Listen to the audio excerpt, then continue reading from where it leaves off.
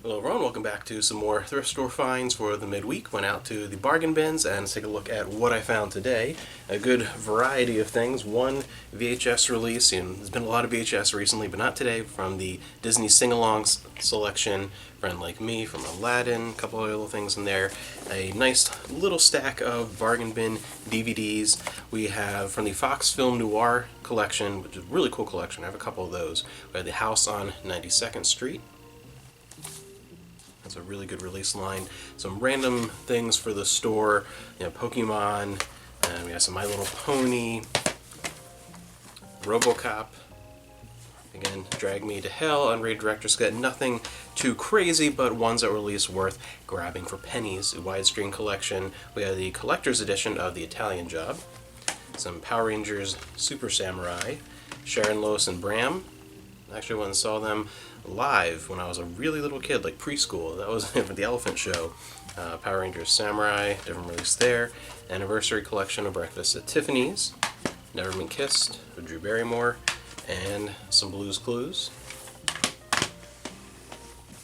And on the book front, I always check out textbooks when I'm looking there. There's one reseller I know who does like mostly textbooks, but he grabs a lot. There aren't a whole lot that are worth anything, but every once in a while there's one that's worth something. So this is the Martini Fundamentals of Anatomy and Physiology 5th edition with the DVD, which is in there, or the CD, sorry, which is in there, and it's not even open. So this is a really good edition, and I looked that up. There was a bunch of textbooks there. I looked a lot of them up, and a lot of them were too outdated to be worth anything, but weren't unique enough to anyone interested to want to go back and get them. But that was one that was at least relevant enough that was worth picking up.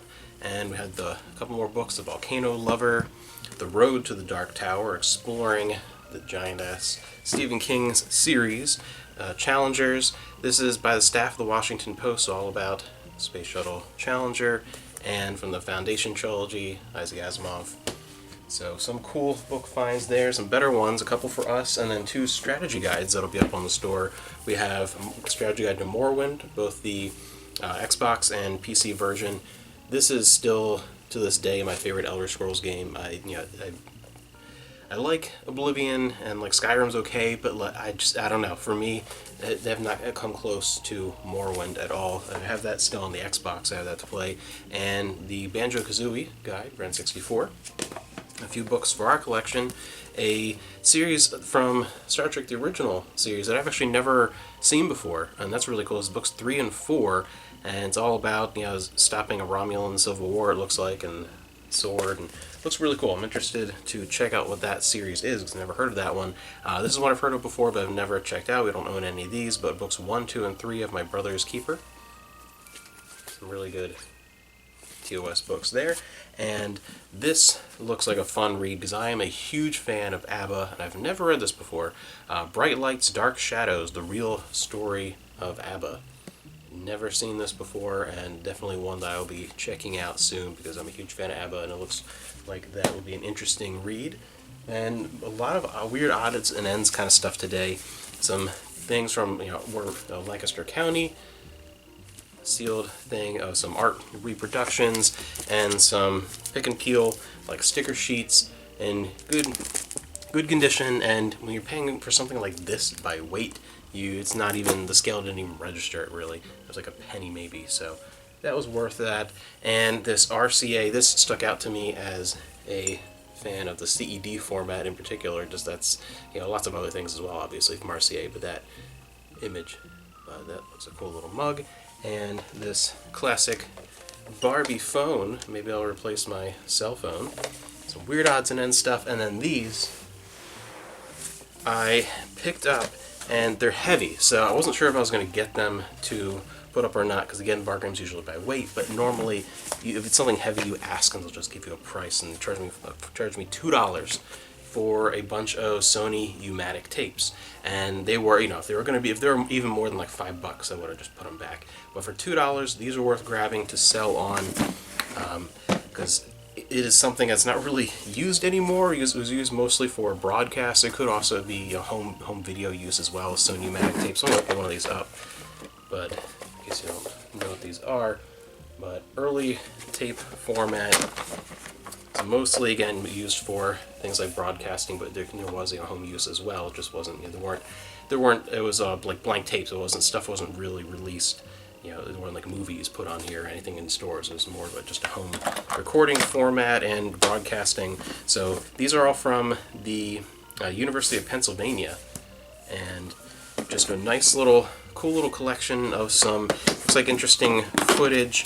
There's some like campus footage and whatever on there, but that's not something you come across very often, so just for a couple of dollars, that was cool. And then this is actually a set that someone had recorded on here. It's a German film, and part 1, used only by permission of the German department of the University of Pennsylvania. First tape here. And then part 2. So probably for like a German language class. Pull these tapes out. But fascinating. Definitely a cool little find. Again, it was one of those that it was more than a couple bucks, I wouldn't have grabbed it, but it's definitely a cool thing to see, and for $2 those are worth grabbing, and that's really just a fascinating little piece of history. And yeah, that was it for today. Still pretty good, and there's a lot more videos coming out this week. Today's again, this week and last week are both kind of a lot of stuff going on. Still have to talk about Lost Judgment. I finally am caught up now with the Yakuza series, waiting for them to announce what the next game is. That's been an odyssey if you've been watching since last Christmas. Then I'm finally caught up. I have to talk about that, and then I'm going to talk about the series as a whole, because I've been, again, playing all of them over the course of like 7 months, almost 8 months.